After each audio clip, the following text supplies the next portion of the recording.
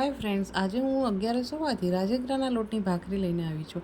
રાજગરાનો લોટ મેં 1 વાટકી ઝીણો લોટ લીધો છે. તેમાં મેં લગભગ 2 થી 3 ચમચી જેટલો સિંગોડાનો લોટ એડ કરેલો છે અને એમાં લગભગ 3 ચમચી મોણ, મીઠું અને પાણીથી હું આ લોટ બાંધી લઈશ. અહીંયા તમારે મોણનું મહત્ત્વ એટલે છે કે તમે મોણ નહીં નાખો તો એ ભાખરી ચવડ થાય છે, માટે થોડું એવું મોણ એડ કરવું પડશે. અને જો વધારે મોણ થશે તો તમને વણવામાં બહુ જ તકલીફ પડશે, માટે મીડિયમ એવું થોડું એવું મોણ એડ કરવાનું છે. અને મોણને સારી રીતે મિક્સ કરી અને ઓછું પાણી લઈ અને આપણે એને સારો એવો ડો બાંધીશું. ડો છે ના વધારે ટાઈટ હોવો જોઈએ કે ના વધારે ઢીલો હોવો જોઈએ, તો તમને વણવામાં ઇઝીલી વણાઈ જશે.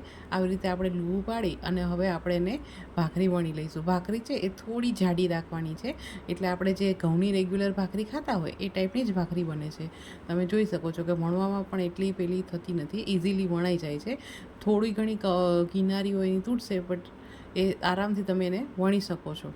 તો તમે જોઈ શકો છો કે આવી જાડી એવી થોડી ભાખરી વણી અને આપણે એને સરસ રીતે લોઢીમાં બંને બાજુ ગોલ્ડન થાય એવી શેકી લઈશું.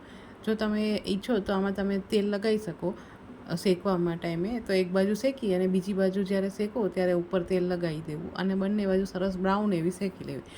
પણ હું અહીંયા શેકી અને આપણે જે રેગ્યુલર ભાખરી કરીએ એવી રીતે એમાં ઘી લગાડીને આપું છું. તો તૈયાર છે આજે રાજગરાના લોટની ભાખરી.